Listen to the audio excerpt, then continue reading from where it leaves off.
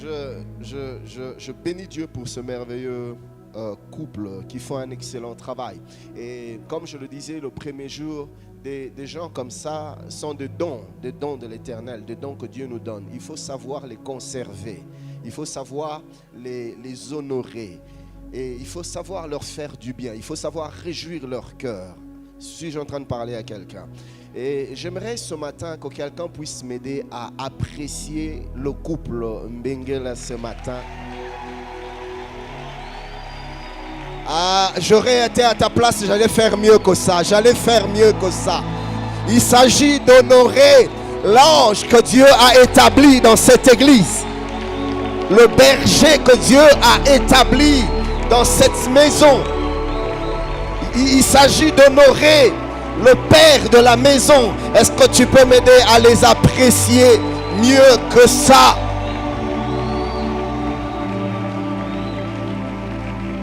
Que Dieu vous bénisse abondamment. Allez de l'avant. Je sais que vous n'avez encore rien vu dans cette église. Le Seigneur va vous montrer encore de plus grandes choses. Amen. Ce matin, j'avais à cœur de nous parler autour de ce thème. C'est un long thème. 7 principes spirituels pour vivre pleinement les desseins de Dieu dans sa vie. 7 principes spirituels pour vivre pleinement les desseins de Dieu dans sa vie. Si Dieu nous fait la grâce, on finira le 7, ou sinon, là où on se limitera, on va se limiter et le reste, on verra quand le Seigneur le voudra. Nous sommes dans le livre de 1 Samuel, le chapitre 5e. 1 Samuel, chapitre 5, nous allons lire à partir du 17e jusqu'au 25e verset. 1 Samuel 5, 17 à 25, la Bible dit: les Philistins apprirent qu'on avait oint David pour roi sur Israël, et ils montèrent tous à sa recherche. David, qui en fut informé, descendit à la forteresse. Les Philistins arrivèrent et se répandirent dans la vallée des Réphaïm. David consulta l'Éternel en disant: monterai-je contre les Philistins? Les livreras-tu entre mes mains? Et l'Éternel dit à David: monte, car je livrerai les Philistins entre tes mains. David vint à Baal-Pérathim où il les battit. Puis il dit: l'Éternel a dispersé mes ennemis devant moi, comme des eaux qui s'écoulent. C'est pourquoi l'on a donné à ce lieu le nom de Baal-Pérathim. Ils laissèrent là. Au verset 22e, la Bible dit: les Philistins montèrent de nouveau et se répandirent dans la vallée. Le verset 23e. Lisons le verset 23e. Dieu consulta l'Éternel et l'Éternel dit: tu ne monteras pas, tourne-les par derrière et tu arriveras sur eux vis-à-vis des mûriers. Quand tu entendras un bruit de pas dans les cimes des mûriers, alors hâte-toi, car c'est l'Éternel qui marche devant toi pour battre l'armée des Philistins. David fit ce que l'Éternel lui avait ordonné et il battit les Philistins depuis Géba jusqu'à Gézer. Amen. 7 principes spirituels pour vivre pleinement les desseins de Dieu dans sa vie. Frère, il y a une chose que nous devons tous savoir, c'est que la vie sur terre n'est qu'une petite portion. Le temps réparti à chacun sur cette terre n'est qu'un temps relativement court, une durée relativement courte. Nous ne restons pas longtemps ici-bas. À peine nous naissons, nous grandissons, et puis voilà, l'heure arrive où nous devons déjà partir. L'heure arrive où nous devons déjà rejoindre celui qui nous a envoyés. Et poussière que nous sommes, nous retournons à la poussière et notre âme, notre esprit est recueilli dans la présence de Dieu. Mais ici-bas, nous ne vivons que pour un court moment. La vie d'un homme est semblable à une fumée, à un vent, un temps. Il souffle et puis à peine il a soufflé, déjà il disparaît. À peine on commence à se plaire de la personne et puis voilà, il est parti. Et la vie est si courte et les jours passent tellement vite. Le temps avance tellement vite. Et hier, je parlais avec mon frère mon frère Papy qui me disait, semble-t-il, les mathématiciens sont en train présentement de développer une autre théorie, un autre entendement, une autre conception par rapport au temps. Depuis, nous avions toujours cru que les temps étaient évolutifs, c'est-à-dire le temps allait du zéro, du point zéro jusqu'à l'infini. Mais les mathématiciens plutôt se rendent de plus en plus compte que c'est l'inverse. Le temps part de l'infini pour revenir au point zéro. Donc plus nous avançons, je suis un peu d'accord avec eux, parce que la vie c'est un peu comme un compte à rebours. Plus nous avançons, nous retournons vers le lieu de notre départ, vous voyez. Et frère, à chaque fois que nous fêtons nos anniversaires, une année de plus, mais c'est plutôt une année de moins sur terre. Vous voyez ça? Pourquoi? Parce que le compte à rebours commence le jour de la naissance. Et doucement, lentement, mais sûrement, nous avançons tous. Nous en allons tous vers le point zéro, où nous quittons le monde pour entrer dans l'éternité. Et nous devons être conscients de cela. La vie ici-bas, elle est courte. Et qu'est-ce qui se passe dans cette petite portion de la vie que Dieu nous donne ici-bas? Malheureusement, plusieurs passent à côté de leur destinée. Plusieurs partent de ce monde avec un sentiment inachevé. Plusieurs quittent ce monde avec des œuvres inachevées, des choses qu'ils auraient dû faire qui n'ont pas eu à faire, des choses qu'ils auraient pu vivre qui n'ont pas vécu. Quelqu'un a dit, si vous allez dans les cimetières, c'est l'endroit où il y a plus de regrets. Pourquoi? Que des talents qui n'auront pas été exploités, que de dons qui n'auront pas été utilisés, que d'intelligence non exploitée, que d'atouts, de capacités, de potentiel, mais qui sont restés en état embryonnaire. Et puis, ils sont partis. J'aimerais nous dire que le temps que Dieu nous donne ici-bas doit être maximisé. Nous devons vivre pleinement nos vies. Le jour où tu partiras, que tu partes comme un sachet vide, que tu partes comme un orange pressé à fond, que tu partes sans rien, que tu puisses faire pleinement tout ce que Dieu a prévu que tu fasses, que tu vives pleinement ce que Dieu a prévu que tu vives ici-bas. Suis-je en train de parler à quelqu'un? Ne passe pas à côté de ta destinée. Ne passe pas à côté de ta destinée. La Bible dit dans le livre des Actes, le chapitre 13e, si vous lisez le verset 36e, la Bible dit, or David, après avoir en son temps servi au dessein de Dieu, est mort. Il n'est pas mort avant, il est mort après avoir vécu pour Dieu et pleinement. Après avoir servi au dessein de Dieu, il a vécu pour sa destinée. Dieu a été satisfait de la vie de David. Après avoir pleinement vécu conformément à la pensée de Dieu, conformément au dessein de Dieu, il est parti. Je t'interdis de partir avant d'avoir vécu pleinement les desseins de Dieu pour ta vie. Tu ne mourras pas. Vis et vis bien, vis pleinement pour Dieu. Alléluia. J'aime la version français courant. La Bible dit, David, lui, a servi en son temps le plan de Dieu. Père, donne-moi la grâce de vivre pleinement tes plans ici-bas avant de partir. La Bible dit, puis il est mort. Plusieurs ont reçu des promesses, de grandes promesses de la part de Dieu. Mais ils vivent sans les avoir, sans les voir plutôt s'accomplir. Je me rappelle, il y a quelques années en arrière, j'avais béni un mariage, un jeune couple. Je les ai bénis personnellement. Et moins d'une année après, j'étais obligé de retirer l'alliance de la femme parce qu'elle est devenue veuve. Le monsieur était parti, il est mort, mais il est mort jeune. Et ça, c'était ma première expérience sombre dans le ministère. Retirer l'alliance du doigt de la veuve, l'alliance que moi-même j'ai bénie, le mariage que moi-même j'ai béni, c'était une expérience douloureuse pour moi. Mais voilà, quelques temps plus tard, quelques jours plus tard, la veuve viendra dans mon bureau et là elle me dira, pasteur, qu'est-ce qui s'est passé? Mon mari, il avait des promesses de Dieu. Le Seigneur lui avait parlé de glorieuses promesses. C'était un homme de promesses. Mais qu'est-ce qui s'est passé? Pourquoi il est mort? Oui, comment cela peut être ainsi? Et vous entendez plusieurs personnes dire, l'enfant de la promesse ne meurt pas. Les Quinois disent Mwanabilaka akufakate. Ça, c'est faux. Tu peux avoir des promesses et mourir sans les voir plutôt s'accomplir. Tu peux avoir reçu de merveilleuses choses de la part de Dieu, mais tu pars. Pourquoi je dis ça? Parce que hier, je me rappelle quand je répondais aux questions, un frère a posé la question de savoir, mais pasteur, si l'enlèvement doit déjà venir maintenant, cela veut dire qu'il y a des promesses que nous n'allons pas vivre. Frère, Dieu est fidèle. Dieu est fidèle. Si tu ne vis pas de certaines promesses, ce n'est pas la responsabilité de Dieu, c'est ta responsabilité. La Bible dit dans Nombre 23, 19, Dieu n'est pas un homme pour mentir, ni fils d'un homme pour se repentir. Ce qu'il a dit, ne le fera-t-il pas? Ce qu'il a déclaré, ne l'exécutera-t-il pas? La version Parole de vie dit, Dieu n'est pas un homme, il ne ment pas, Dieu ne peut pas mentir. Il n'est pas un être humain, il ne change pas d'avis. Quand il dit quelque chose, il le réalise. Quand il fait une promesse, il la tient. Notre Dieu tient de promesses.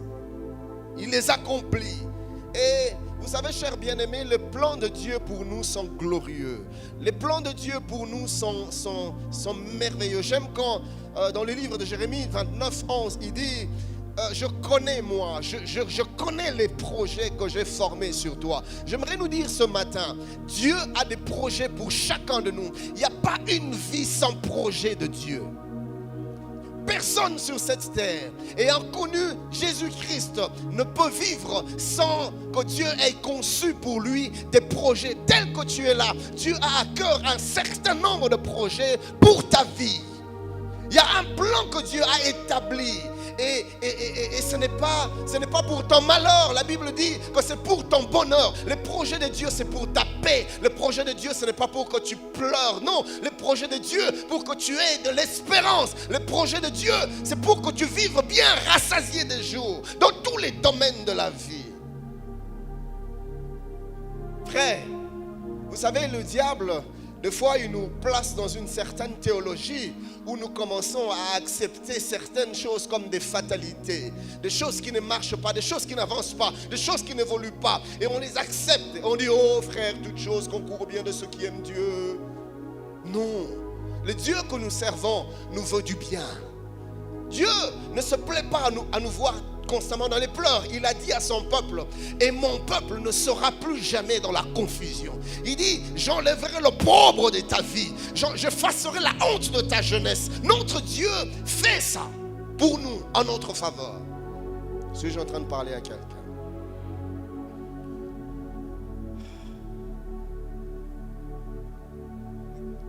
Je voudrais nous partager 3 vérités avant d'aller plus loin.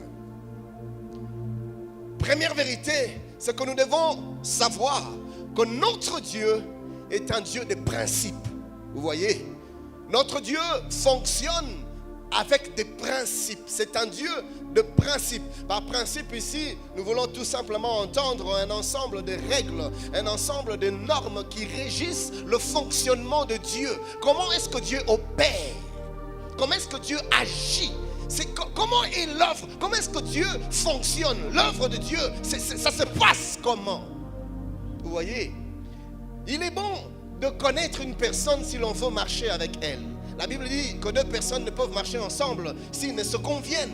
On doit se mettre d'accord. Or, je ne peux me mettre d'accord avec toi si je ne suis pas d'accord avec ta vision, si je ne suis pas d'accord avec tes principes, si je ne suis pas d'accord avec ta façon de faire les choses. Je dois les accepter. Ou sinon, tu iras à gauche alors que moi j'aurais envie d'aller à droite. Vous voyez ça? Et nous devons savoir que si nous voulons vivre pleinement les desseins de Dieu dans nos vies, nous devons savoir que si nous voulons vivre pleinement les promesses de Dieu, ou plutôt l'accomplissement des promesses de Dieu dans nos vies, nous devons savoir que notre Dieu marche, il opère, il fonctionne sur base des principes. Que quelqu'un dise avec moi, principes.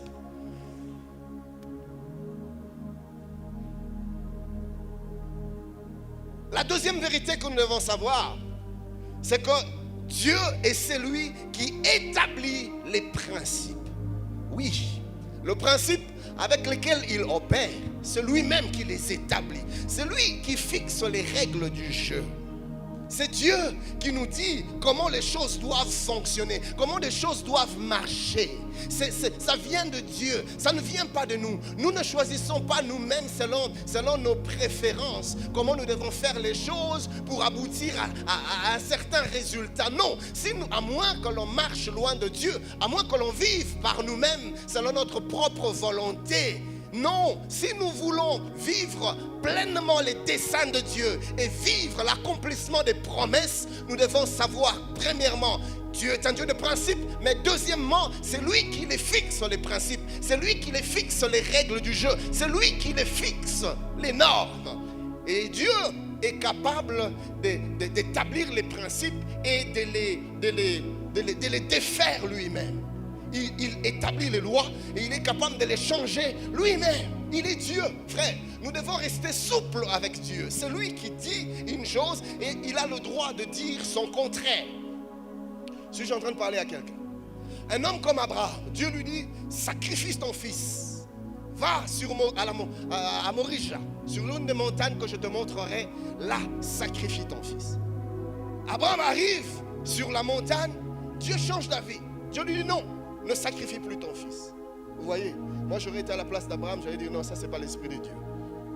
J'allais dire que ton oui soit oui, que ton non soit non. Ce qui vient après vient du diable. Au nom de Jésus, esprit de contradiction, je te chasse. Isaac Aoufa. Vous voyez ça?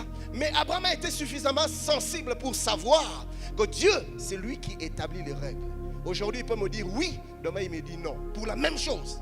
Aujourd'hui, il peut me dire A. Pour la même chose, il dit non, ça c'était hier, aujourd'hui c'est B. Frère, écoutez, ne confinons jamais Dieu dans une boîte. Notre Dieu n'est pas statique. Nous servons un Dieu dynamique, un Dieu qui bouge. Et quand Dieu bouge, nous devons apprendre à bouger avec Dieu. Restons sensibles, frère. Troisième vérité que nous devons connaître avant d'aller plus loin, c'est que Dieu ne se plie jamais à nos caprices. C'est à nous de nous plier, de nous soumettre aux principes de Dieu. Je répète, Dieu ne se plie pas à nos caprices. C'est à nous de nous soumettre aux principes de Dieu. Alléluia. Malheureusement aujourd'hui, nous voyons de plus en plus une catégorie de chrétiens qui veulent vivre la vie chrétienne un peu comme au restaurant, un restaurant à la carte. Tu commandes ce que tu veux et des fois même tu discutes avec le maître. Tu dis non, moi je veux mon plat, mais pas comme ça, pas avec ça, ça ne mettez pas, mettez un peu plus de ça, changez ça, non, que ça soit comme ça, pas comme ça. Et on t'amène selon tes préférences. Et nous voulons vivre notre vie chrétienne comme ça. Non Seigneur, moi je ne veux pas ça, moi je veux ça. Non Seigneur, moi je ne veux pas ça, Seigneur, moi je veux ça. Frère, qui es-tu toi? C'est Dieu, le maître du jeu. C'est lui qui établit, c'est lui qui fixe les règles. Et Dieu ne se plie pas à nos caprices. Vous voyez? Non, Seigneur, moi je veux une femme qui soit élancée, qui soit petite de taille, qui soit claire et qui soit sombre. Seigneur, non. Laisse-toi conduire par Dieu selon ta pensée. Sa pensée, Dieu sait ce qui est bon pour toi. Alléluia. Dieu connaît des choses que tu ne connais pas, des choses qui t'échappent. Il maîtrise des choses qui vont au-delà de ton intelligence. Il voit ce que toi tu ignores. Il connaît. Quand il te dit une chose, il voit plus loin que toi. Alléluia. Le Seigneur peut te dire non aujourd'hui, mais c'est un non qui cache un bonheur futur. Vous voyez?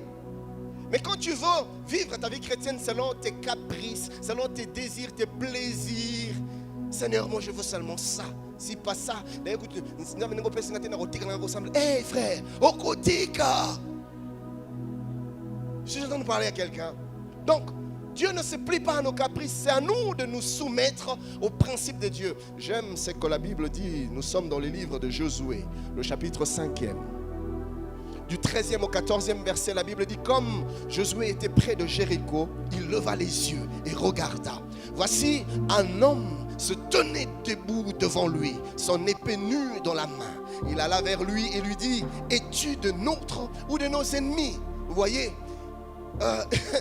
Josué rencontre un monsieur, à le voir, c'était pas un homme ordinaire. On avait l'impression que c'est un fils de Dieu. Non mais les genres de personnes qu'on n'aimerait pas avoir contre soi, les genres de personnes qu'il faut mieux avoir dans son camp. Et quand Josué le voit, il dit, certainement dans son cœur, il se dit, cet homme est trop redoutable. Et puis, il lui dit ceci, es-tu de nôtre ou de nos ennemis? J'imagine dans son cœur, il se disait, Seigneur, qu'il soit de nôtre. Es-tu dans notre camp ou dans le camp adverse? Mais écoutez la réponse du chef de l'armée de l'Éternel au verset 14e. Il répondit, non. Si vous lisez la version français courant dit dans sa réponse, il dit, ni l'un ni l'autre, répondit l'homme. Cela veut dire quoi? Je ne suis ni de ton côté, ni de leur côté. La Bible dit, il dit ceci, mais je suis le chef de l'armée de l'Éternel, j'arrive maintenant. Tu vois, la Bible dit, Josué tomba le visage contre terre, se prosterna et lui dit, qu'est-ce que mon Seigneur dit à son serviteur? Et Josué veut identifier la personne. Josué veut classer la personne. De quel côté es-tu? Avec nous ou contre nous? Et le chef de l'armée de l'Éternel lui dit, non, Josué, les choses ne se passent pas comme ça. Moi, je suis le chef de l'armée de l'Éternel et je viens maintenant. Donc vous positionnez-vous. C'est à vous de définir dans quel camp vous voulez être. Pas moi. Moi, je viens. Je suis le chef de l'armée de l'Éternel. Si tu veux être avec moi, passe derrière moi. Ce n'est pas à moi de me placer dans un camp ou dans un autre. Dieu ne se plie pas à nos caprices. C'est à nous de saisir la pensée de Dieu et de nous ranger conformément à la volonté de Dieu. C'est à nous de saisir le principe de Dieu, les règles de Dieu et de nous y soumettre. C'est comme ça que Dieu opère. C'est comme ça que Dieu fonctionne. Suis-je en train de parler à quelqu'un ce matin? Écoutez ça, frère. Quiconque veut réussir avec Dieu doit s'inscrire dans les principes que Dieu établit et pas l'inverse.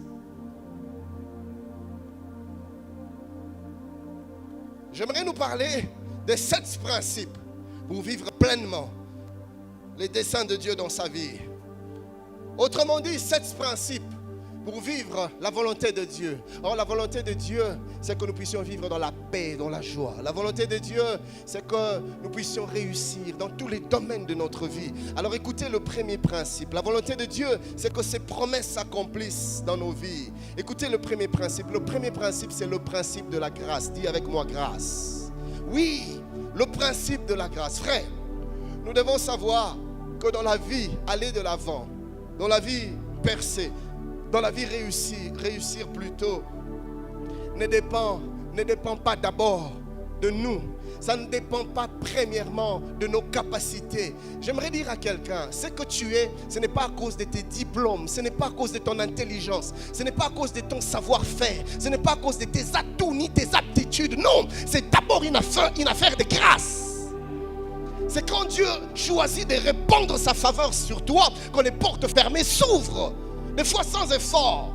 Et on se retrouve des fois en train de posséder des choses que de plus intelligents que nous n'ont jamais possédées. Des fois on se retrouve dans une certaine position que des personnes plus équipées que nous n'ont jamais salué même de loin. Et pourtant, sur le plan des qualifications, on est loin d'être éligible. Mais qu'est-ce qu'on fait là? La grâce, la faveur de Dieu nous a placés. Alléluia.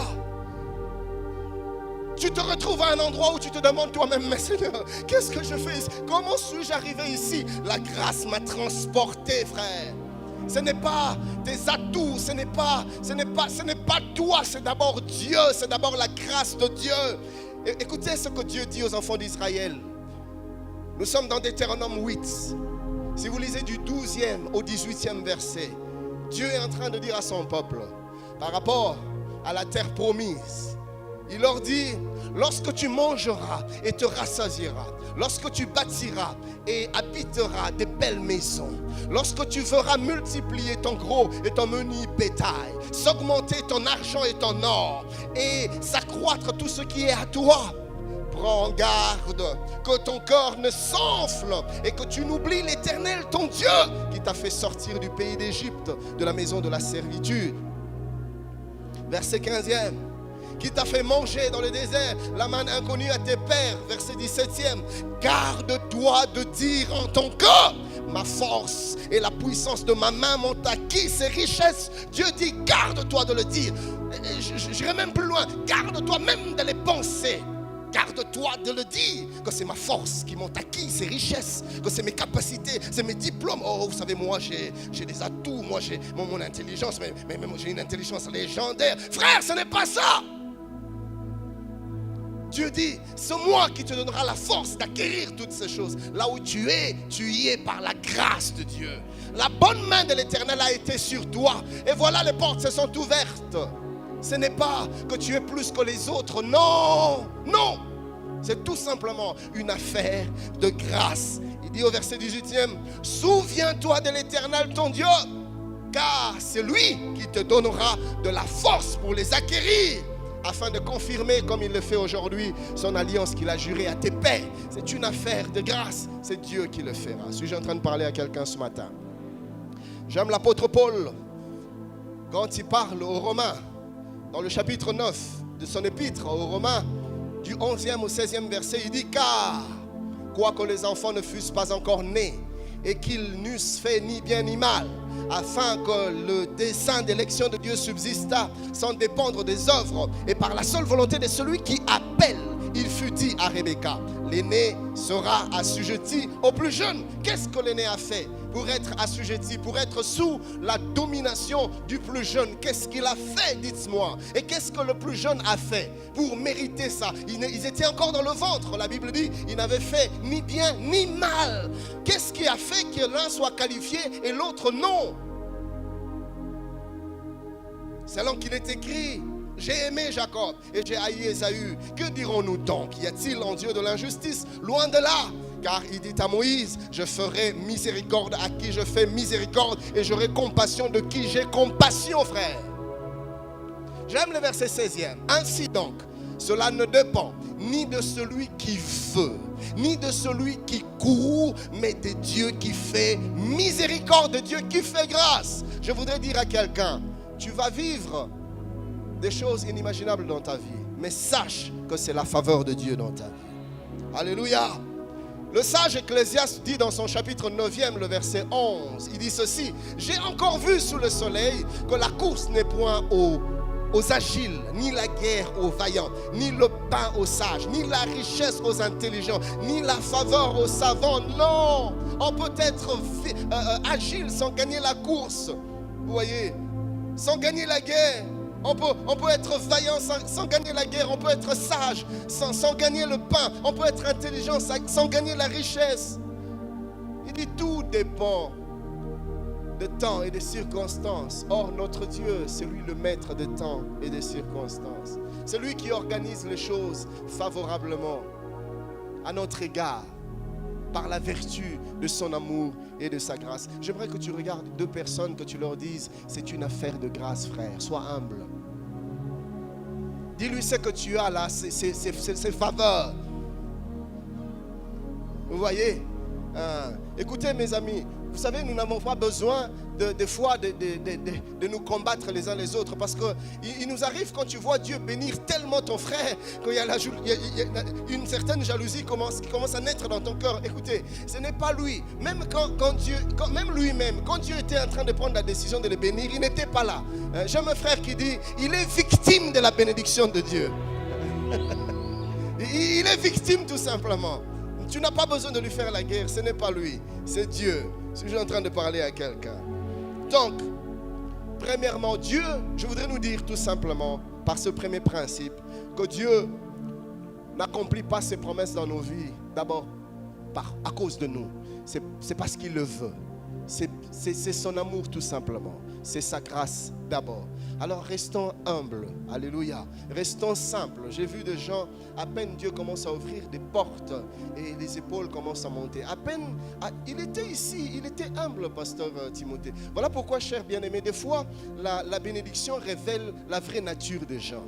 Si tu veux connaître une personne, attends quand la visitation viendra. La visitation nous révèle le cœur des gens. Il y a des gens que nous voyons humbles. Ils ne sont pas humbles, frère. C'est tout simplement parce que la visitation n'est pas encore venue.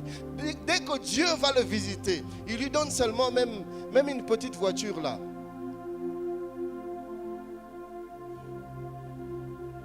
J'ai vu des hommes de Dieu très attachés à Dieu, intègres, consacrés, fidèles à leur femme.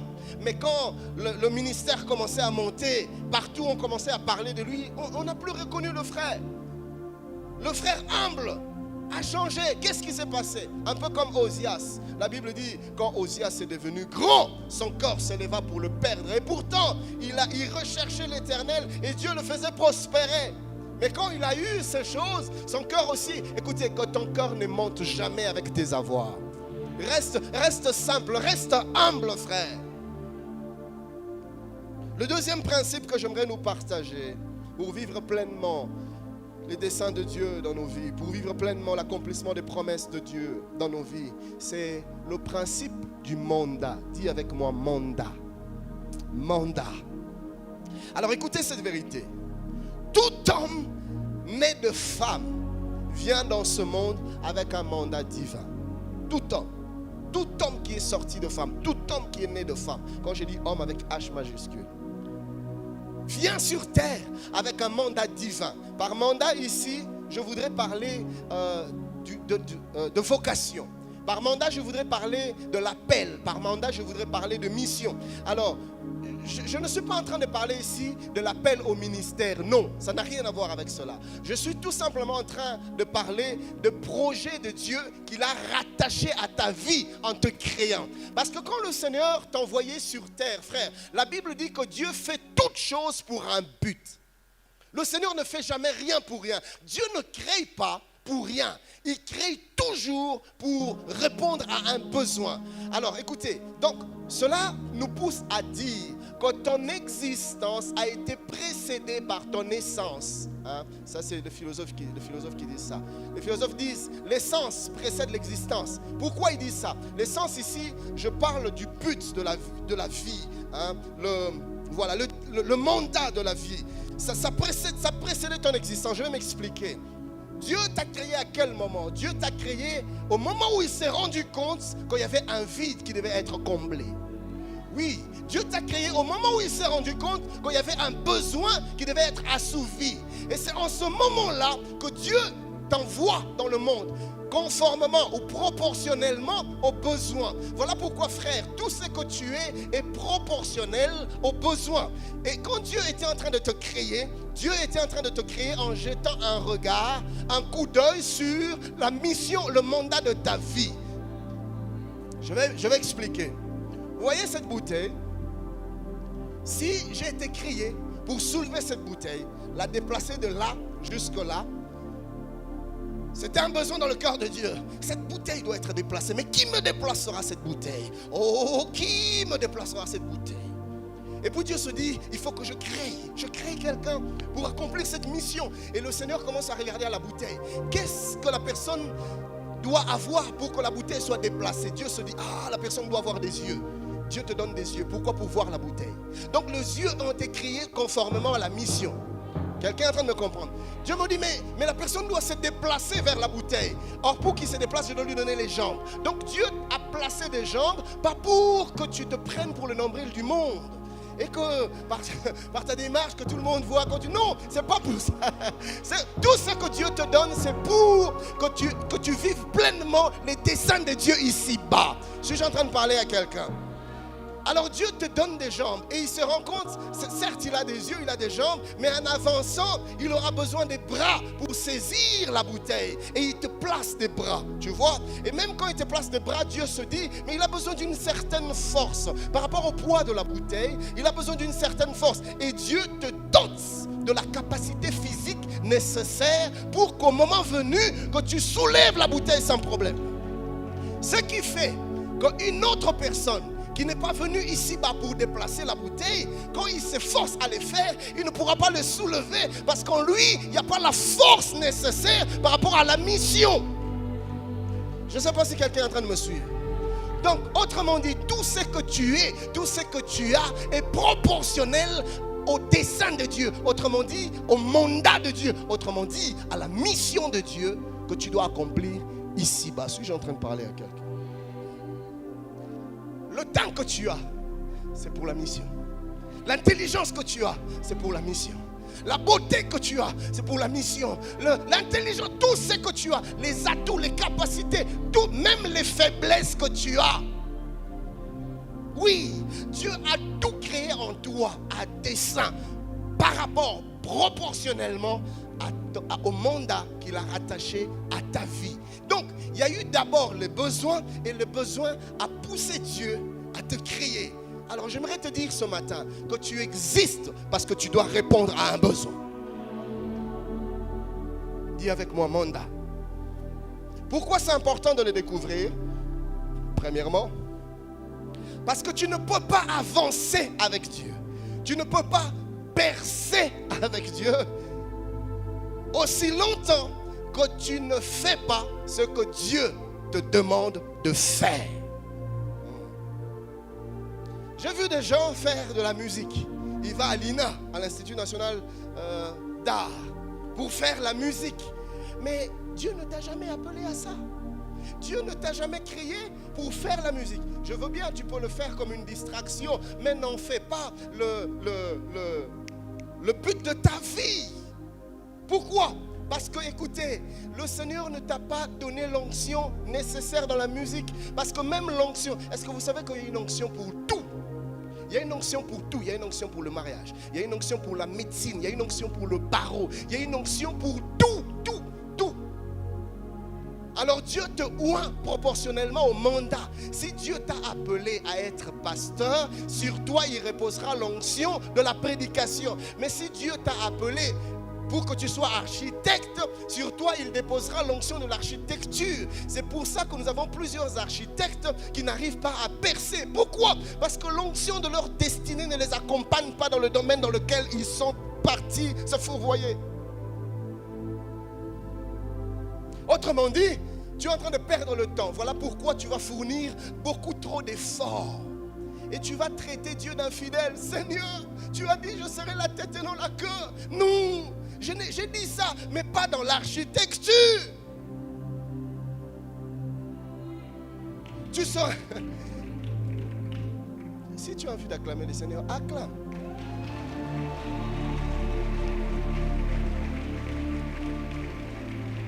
Alors qu'est-ce qui se passe? Nous nous retrouvons dans des choses pour lesquelles Dieu ne nous reconnaît pas. Et là nous faisons, et même dans les domaines des relations, même dans les mariages, il y en a qui sont entrés dans les mariages dans lesquels Dieu n'est pas. Ils font trop d'efforts, mais les résultats sont maigres.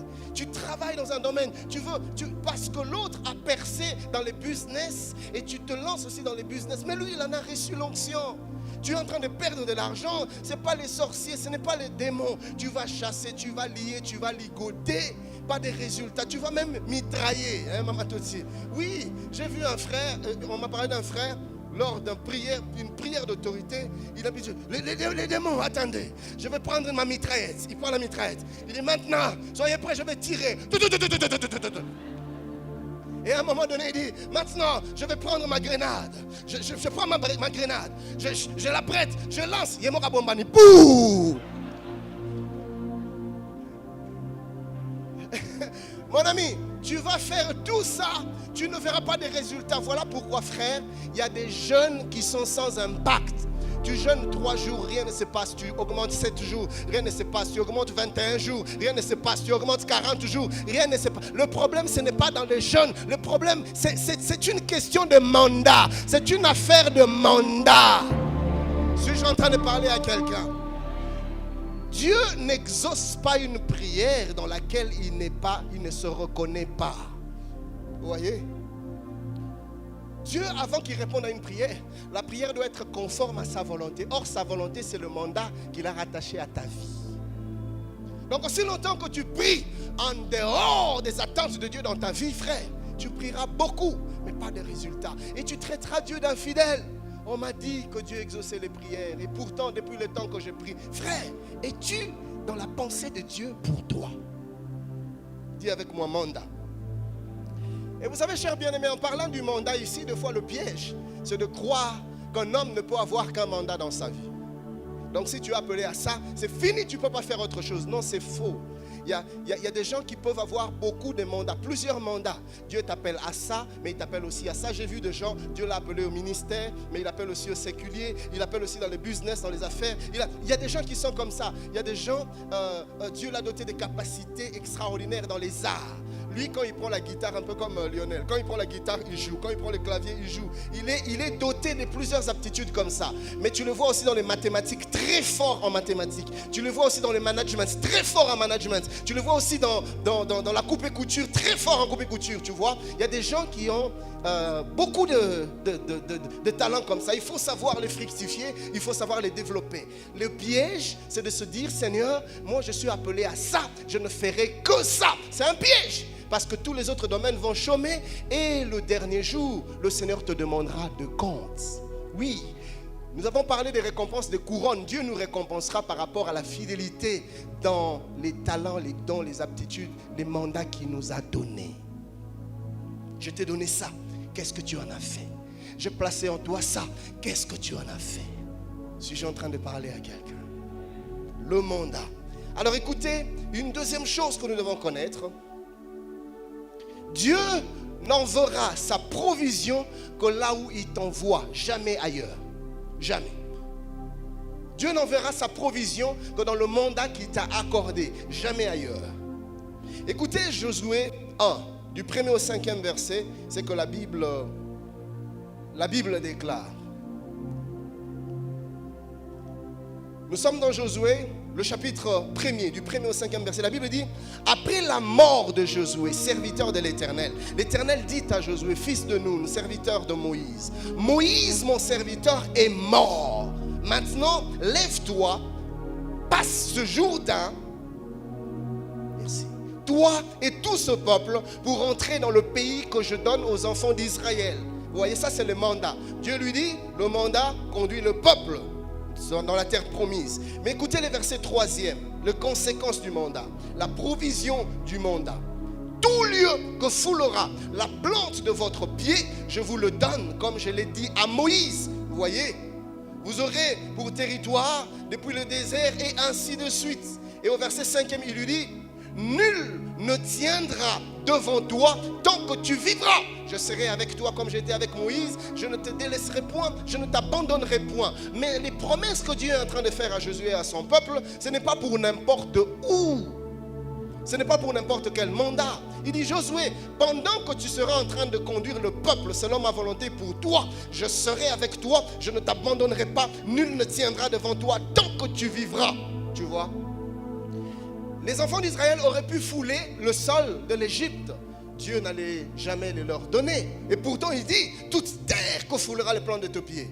Et ils allaient être en Égypte tout en continuant à vivre en captivité, en esclavage. Et ils allaient traiter Dieu d'infidèle. Plusieurs sont comme ça. Dieu t'a dit ce que tu dois faire.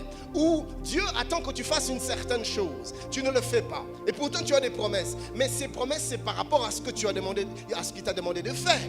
Et aussi longtemps que tu ne le fais pas, tu vas réciter des promesses, mais ça sera un ensemble de slogans. Je serai la tête et non la queue. Toute arme forgée contre moi sera sans effet. Mais les démons t'attaquent et puis ça t'atteint. Les sorciers, la nuit, qu'est-ce qui se passe? Et pourtant tu es un enfant de Dieu. Mais comment ils sont entrés par où? Les sorciers sont entrés par où? Qu'est-ce qui s'est passé? La protection de Dieu sera avec toi dans la mesure où tu seras là où Dieu te dit d'être. Suis-je en train de parler à quelqu'un? Je reviendrai sur ça un peu plus bas, si Dieu nous fait la grâce d'avoir un peu plus de temps. La troisième chose que nous devons connaître par rapport à ce deuxième principe, c'est qu'aussi longtemps que tu seras en dehors du mandat divin, tu auras du mal à percer. Tu auras du mal à aller de l'avant. Tu auras du mal à connaître les succès. Pourquoi? Parce que l'onction de Dieu n'est pas avec toi. Et c'est quoi notre responsabilité en ce jour? C'est quoi notre devoir? Chacun est tenu de découvrir le ou les mandats de Dieu pour sa vie.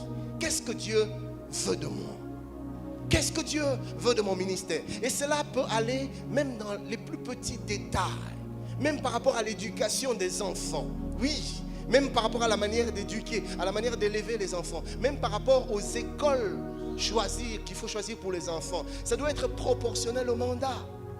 Seigneur, oriente-moi. Quel genre de discipline dois-je appliquer sur mes enfants? Seigneur, dans quel genre d'école dois-je les envoyer? Vous voyez, Seigneur, quel genre de business veux-tu que je fasse? Est-ce que d'abord tu veux que je fasse les business? Seigneur, tu me veux dans quoi, Père? Quelle est ta volonté pour ma vie? Quelles sont tes attentes pour moi? Père, aide-moi à comprendre. Il y a des gens qui vivent sans jamais comprendre les attentes de Dieu pour eux. Et ça, c'est dramatique.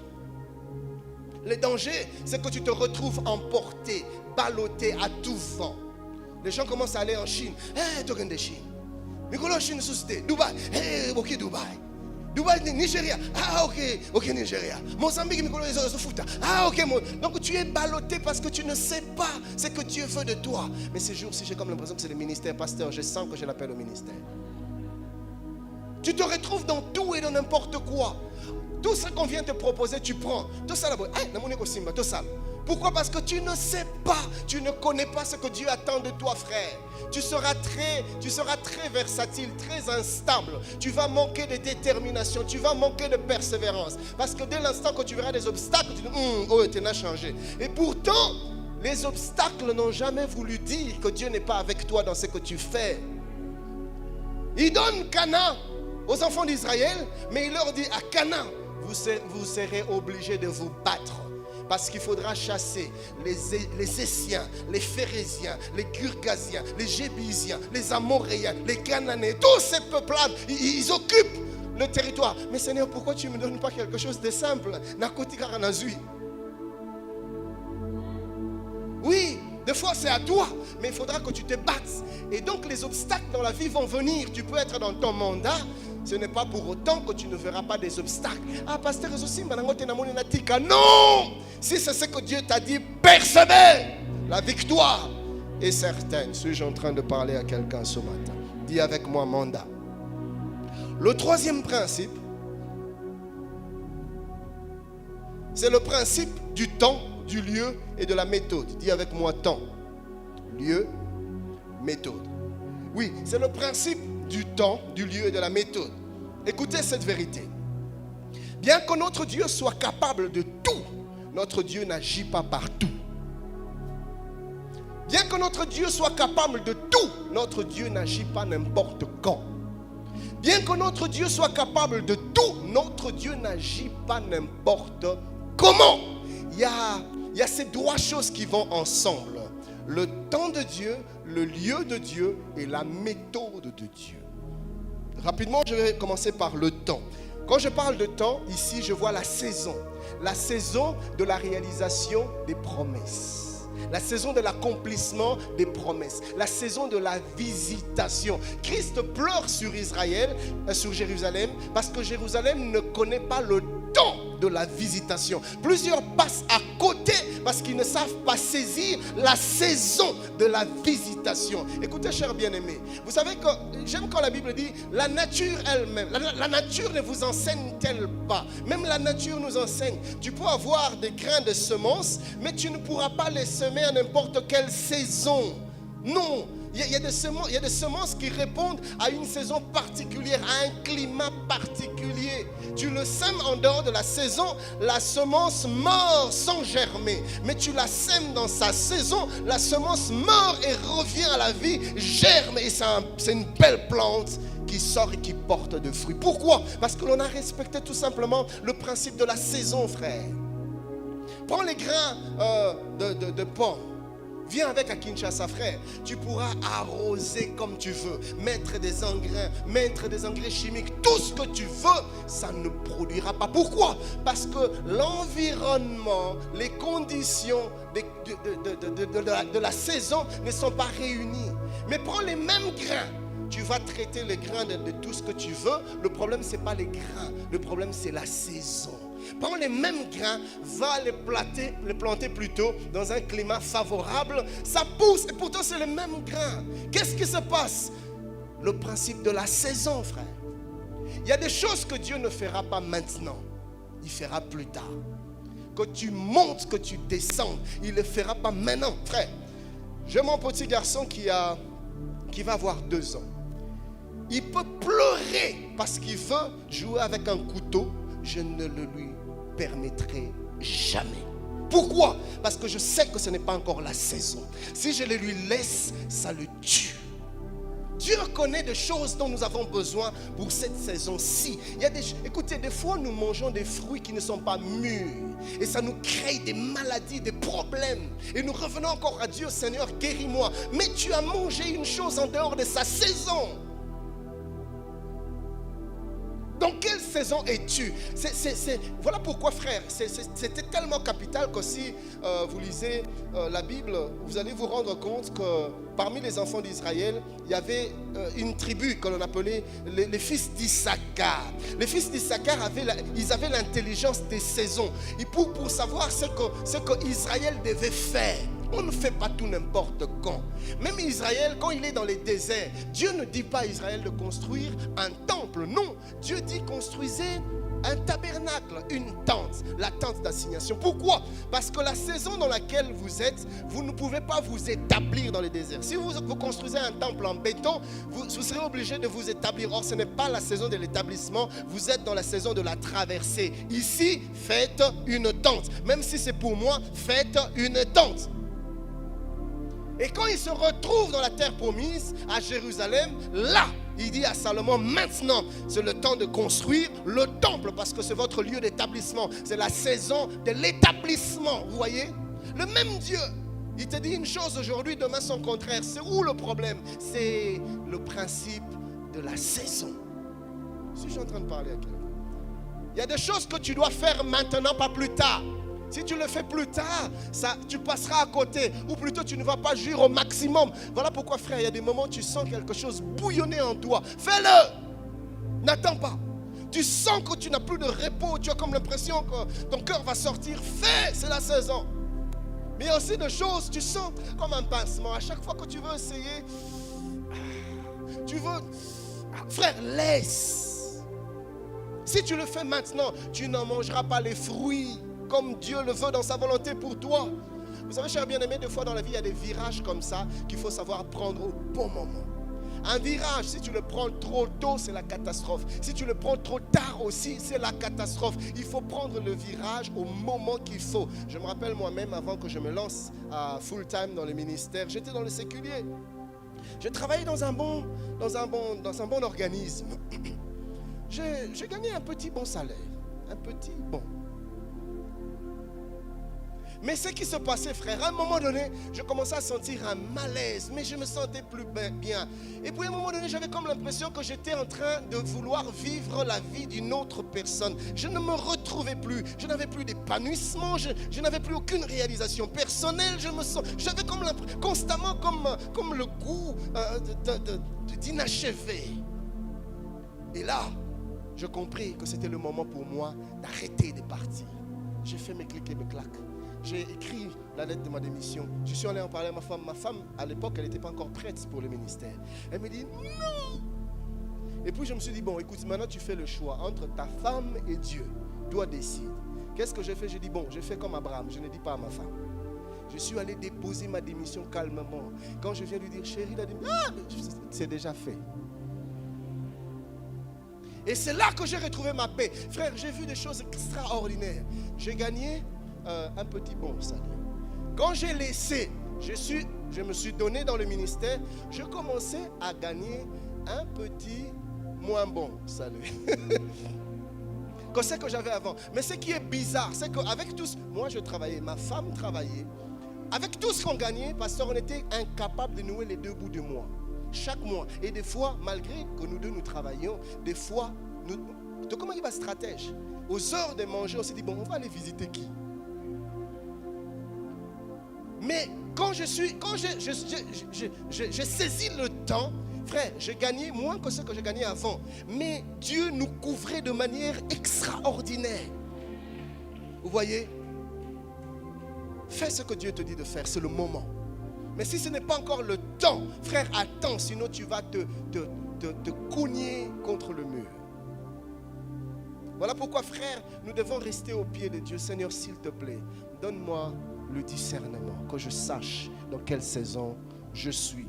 Suis-je en train de parler à quelqu'un? Oui.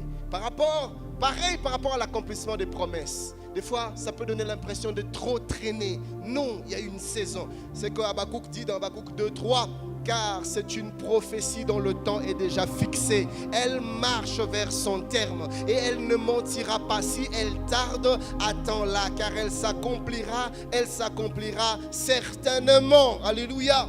Dans Genèse 18:14, la Bible dit, il n'y a rien qui soit étonnant de la part de l'Éternel. Au temps fixé, je reviendrai vers toi à cette même époque et Sarah aura un fils. Au temps fixé, il y a une saison. Quand la saison arrive, les portes s'ouvrent sans trop d'efforts. Quand la saison arrive, Dieu t'impose. Je ne sais pas si c'est pareil, mais à Kinshasa, souvent quand c'est la saison des mangues, même quand tu n'aimes pas les mangues, tu vas voir les mangues.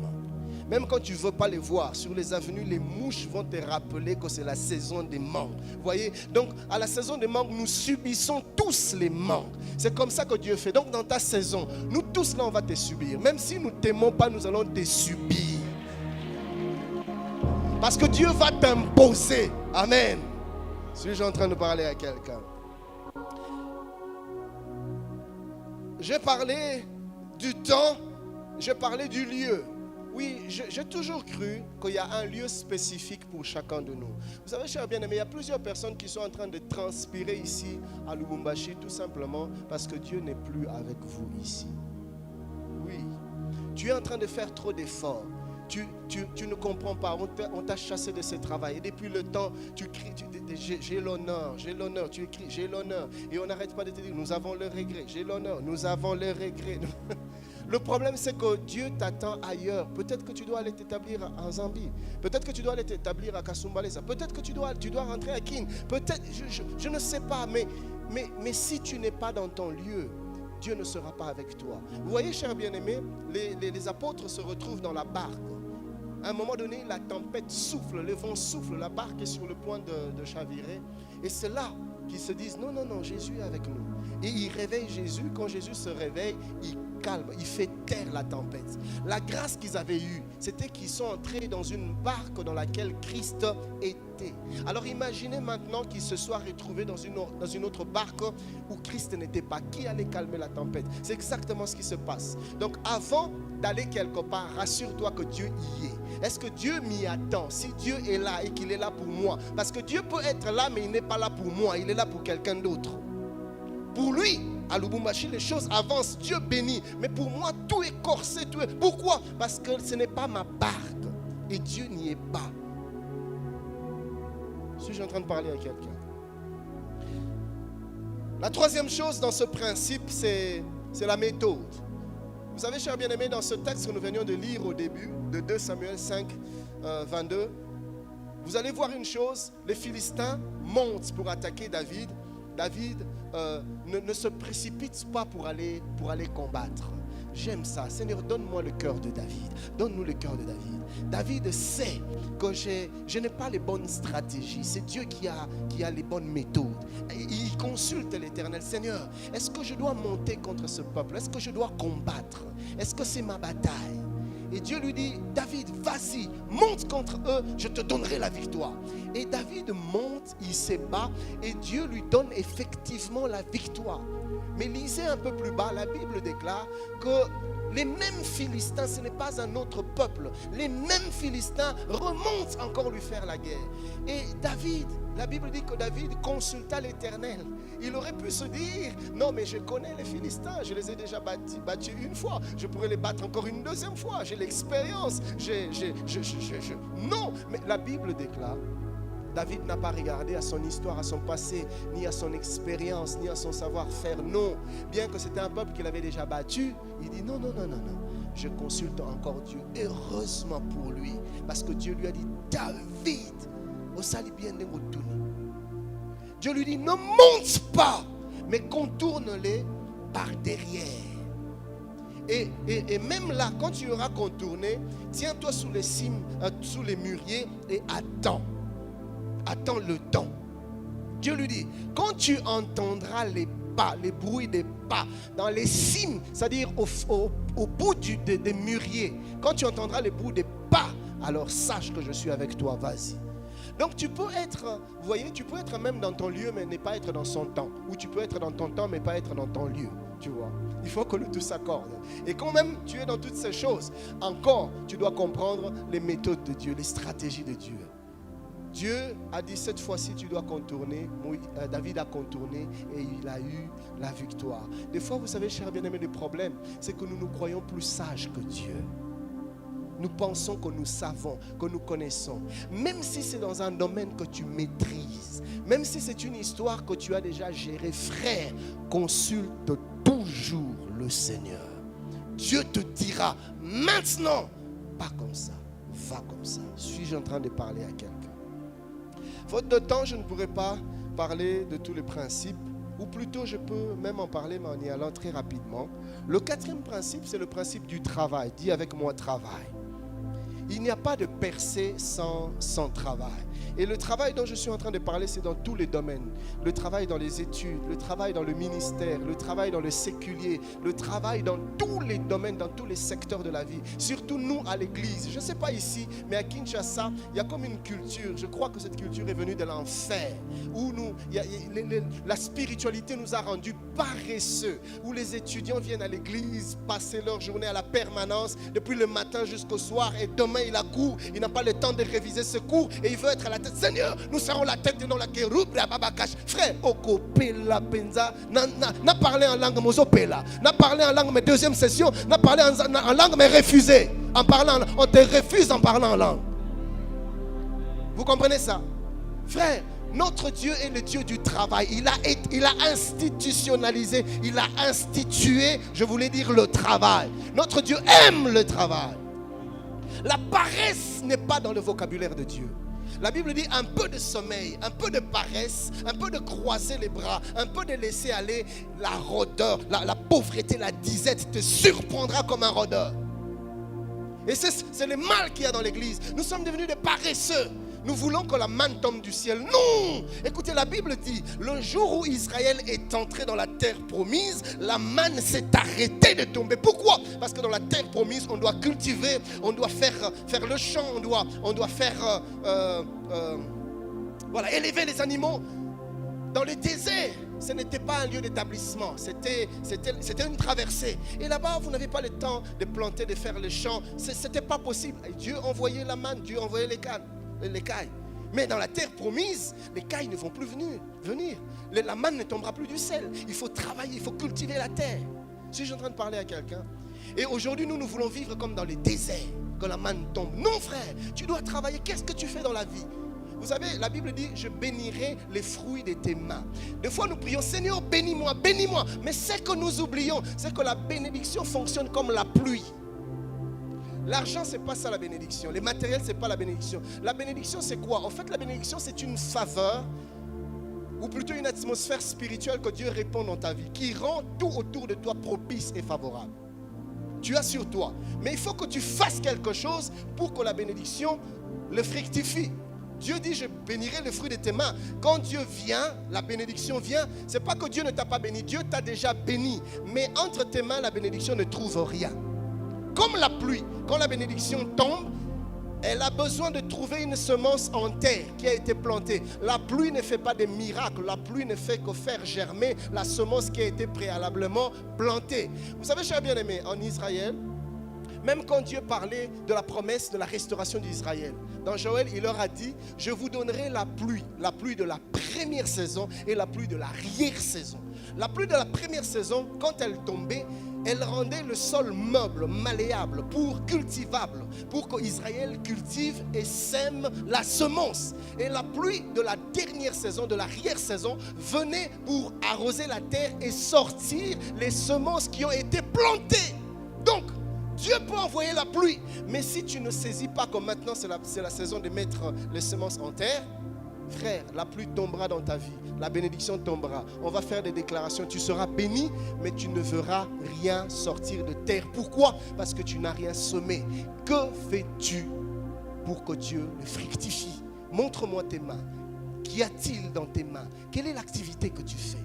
Yofani Nandaku, du 1er au 30, tu jeûnes, tu pries 365 jours chaque année.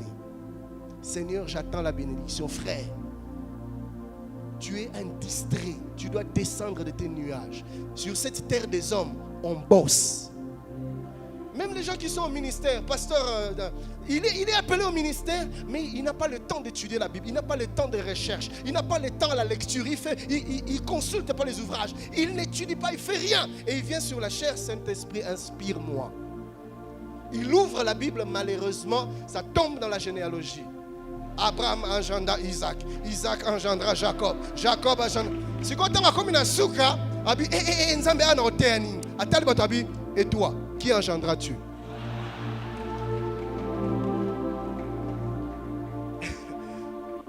J'étais en train de tout simplement dire que nous voulons voir les promesses de Dieu s'accomplir, la faveur de Dieu se manifester, nous devons faire quelque chose.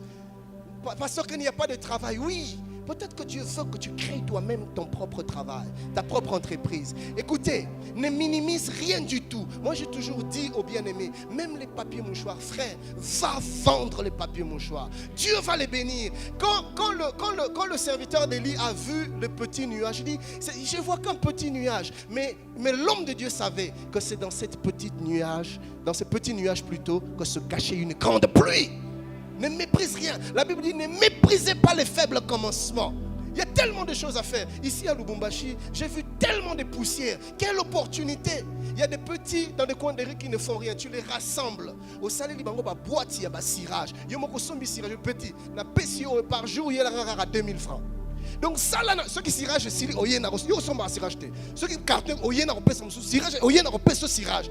Par jour, il y a 2000 francs. Frère, imagine au Bango 25. Chaque jour, petit, moi, 2000 francs. Oh.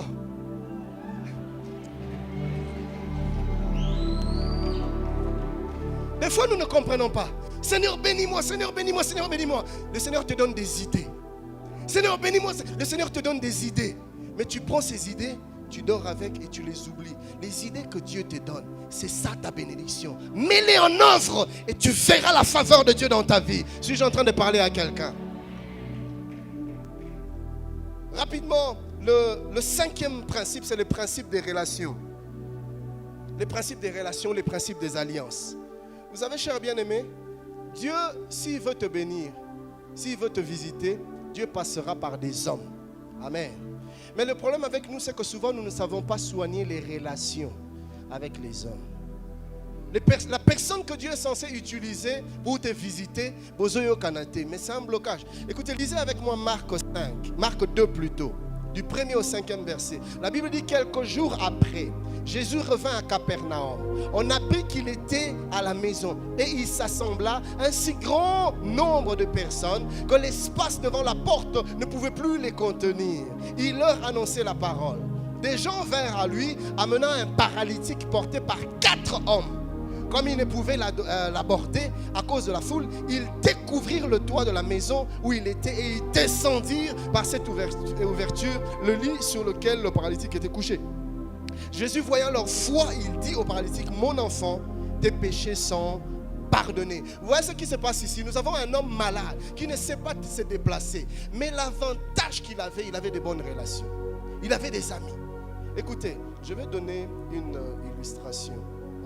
Frère, donne-moi un peu ta chaise. Tiens-toi seulement là pour 2 minutes.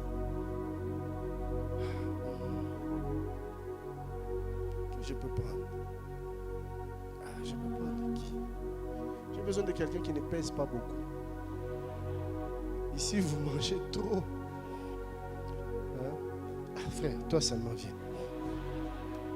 Mets-toi. J'ai besoin de 4 gaillards. Frère, viens. Frère, viens. Frère, viens.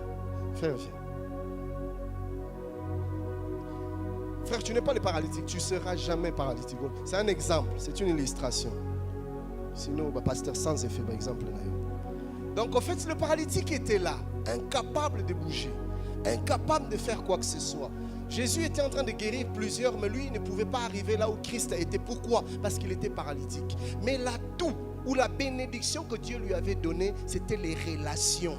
Il avait des gens qui l'aimaient, des gens qui l'aimaient, des gens qui avaient un cœur pour lui. Il savait entretenir des relations avec son environnement. Et la Bible nous dit, 3 personnes, certainement ses amis, 4 plutôt, sont venus. Laisse-toi frère, papa. Laisse-toi faire. Voilà. Les frères ont peur. La Bible dit ils l'ont tenu. Et qu'est-ce qu'ils ont fait? À 3, vous les transportez. 1, 2, 3, ils l'ont soulevé. Frère, ils l'ont amené jusque là où Jésus était.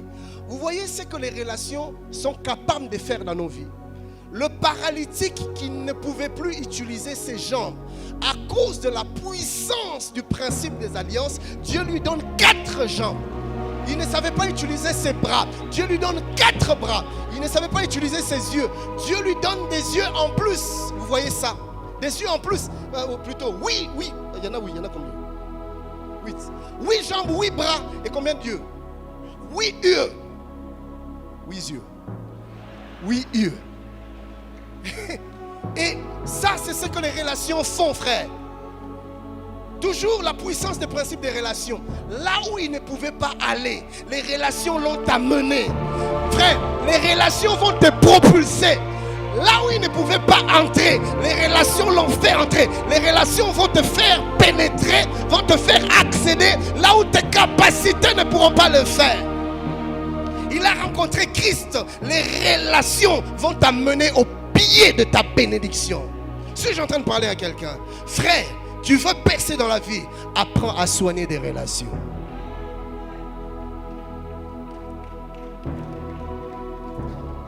Mais vous allez remarquer que dans Jean 5, 7, il y a un malade. La Bible dit, Jésus demande à la malade, au malade, veux-tu être guéri? Jean 5, 7, le malade répondit, Seigneur, je n'ai personne pour me jeter dans la piscine quand l'eau est agitée. Il dit, je n'ai personne. Là, vous savez combien de nombre d'années il avait fait dans cette piscine? 38 ans. Donc pendant toutes ces années, il n'avait personne. Donc il n'avait ni frère, il n'avait ni oncle, ni cousin, ni ami, ni voisin, ni même collègue de classe. Non frère, c'est que vous avez un problème avec la relation. Comment est-ce que tu n'as personne? Frère, apprends à soigner les relations. Dieu passera par des relations pour te propulser dans la vie. Le 6e principe, c'est le principe de la sainteté. Si vous lisez Josué 7, 5 à 12, la Bible nous dit une chose. Les enfants d'Israël, après avoir glorieusement remporté la victoire contre Jéricho, Jéricho est une grande ville redoutable, mais Dieu le leur donne. Et ils se retrouvent devant Haï. Haï, un petit peuple. Et même avant d'aller, ils disent à Josué, non, tu n'as pas besoin d'envoyer beaucoup de gens. Un petit nombre va suffire. Le petit nombre va, Israël est confus et honteux. Il perd la bataille. Et quand Josué et les anciens voient cela, ils se disent, mais c'est impossible. Seigneur, tu m'as dit, tant que je vivrai, nul ne tiendra devant moi. Seigneur, tu m'as dit, toute terre que je foulerai. Seigneur, ça vient d'où cette défaite? La Bible dit que Josué plutôt s'est mis la poussière. Il a déchiré ses vêtements. Il s'est couché par terre. Il priait, il pleurait. À un moment donné, Dieu lui dit, Josué, arrête de pleurer, arrête de prier. Il y a un problème. Israël a péché. C'était quoi le problème? Akan avait péché. Et Dieu dit à Josué, aussi longtemps qu'il y aura l'interdit, aussi longtemps qu'il y aura le péché parmi vous, vous ne tiendrez jamais devant l'ennemi. Dieu est autrement en train de lui dire, j'avais dit que tant que tu vivras, nul ne tiendra devant toi. Mais tant que tu garderas l'interdit, tu ne tiendras, tout le monde pourra te résister. Vous voyez ça? Des fois nous passons à côté, tout simplement parce que nous hébergeons les interdits. Tu as des promesses. Les promesses ne s'accomplissent pas parce que tu fais ce que Dieu te dit de ne pas faire. Tu es dans une chose où Dieu t'a dit de ne pas être. Et ça bloque. La promesse est là, mais tu vis la défaite. Dieu n'est pas infidèle. Regarde ta vie. Qu'est-ce que tu fais qui ouvre les portes? Je vais clôturer par le 7e et le dernier principe. C'est le principe de la prière.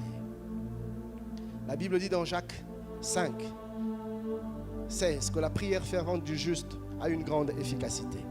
Et au verset 17e, il dit qu'Élie était un homme de la même nature que nous. Mais il a prié, la pluie est tombée. Et vous allez voir une chose que j'ai vue dans la vie d'Élie. avant qu'il n'aille parler au roi Akab, parce qu'il a dit à Akab, Akab, monte, va manger, va boire, parce que j'entends un bruit qui annonce la pluie. Le bruit qu'il entendait est venu d'où? Le bruit est venu de la parole que Dieu lui avait donnée. Parce que Dieu a dit à Élie, Élie, je suis sur le point de faire tomber la pluie. La pluie va tomber. Quand Dieu dit, il accomplit. C'était une promesse ferme, une déclaration nette de la part de Dieu. Je vais faire tomber, la pluie va tomber. Et Élie vient devant Akab. Élie lui dit, va, mange et bois, parce que j'entends un bruit qui annonce la pluie. J'aurais été à la place d'Élie, qu'est-ce que j'allais faire? J'allais moi aussi manger et boire. J'allais croiser les bras, j'allais aller dormir, finir le repos. Pourquoi? Dieu a déjà parlé. La pluie va tomber. Frère, Dieu a déjà dit. Dieu n'est pas un homme pour mentir. Ce que Dieu dit s'accomplit. Les promesses est venues de Dieu. Dieu me l'a confirmé. Je sais que c'est Dieu. Ça s'accomplira, j'attends. C'est ça le piège. Nous attendons passivement l'accomplissement des promesses de Dieu. Élie n'a pas attendu la promesse dans la passivité. Quand Akab est monté pour manger et boire, frère, laisse certains. Il y a des moments où il faut laisser les autres aller manger et aller boire. Le problème avec toi, c'est que tu manges du 1er au 30. De lundi à dimanche, tu manges. Frère, la nourriture là même va te tuer. Et tu vas passer à côté de ta bénédiction parce qu'il y a des moments dans la vie où il faut mettre ces choses-là de côté. Je sais ce que je cherche. La Bible dit qu'Élie est monté à la montagne. Il a pris sa tête, il l'a mis entre ses genoux. Il s'est mis à prier. La Bible dit qu'il a prié à 7 reprises. Le chiffre 7, c'est le chiffre de la plénitude. Autrement dit, il a pris du temps dans la prière. La Bible nous dit tout simplement, il se lève, il dit à son serviteur, va voir. Il va voir, il ne trouve rien. Il prie, il se lève, va voir. Mais la Bible ne nous dit pas les écarts des temps qui s'écoulaient entre les deux envois. Mais il a prié. Et pourtant, il avait la promesse. Et il a prié. Frère, pourquoi Dieu nous donne des promesses? Dieu ne nous donne pas des promesses que pour nous réjouir ou pour plaire à nos cœurs. Non, Dieu nous donne des promesses afin qu'elles servent de socle, de soubassement à nos prières. Sur quelle base tu pries? Prie sur base des promesses. C'est pour ça que Dieu te les a données. Un peu comme quand Jésus a dit à Pierre, viens. Pierre est sorti de la barque, il s'est mis à marcher sur l'eau. En fait, il ne marchait pas sur l'eau, il marchait sur la parole qui est sortie de la bouche de Dieu. C'est ce que Dieu veut, que les promesses deviennent tes socles, tes bases pour la prière. Et il priait, Père, tu as dit, accompli. Père, tu as fait la promesse. Seigneur, réalise. Jésus, souviens-toi, tu n'es pas un homme pour mentir. Papa, tu m'as dit, Père, accompli. Seigneur, j'attendrai. Père, si je dois passer la nuit, Seigneur, j'attendrai. Père, que tes promesses s'accomplissent. Il a prié jusqu'à ce que le petit nuage a fait son apparition. Tu veux vivre les promesses de Dieu? Prie. Tu veux vivre pleinement les desseins de Dieu dans ta vie? Prie. Tu veux percer dans la vie? Prie. Après s'être sanctifié, après avoir ôté l'interdit, prie. Et Dieu te fera vivre sa fidélité. Que Dieu vous bénisse.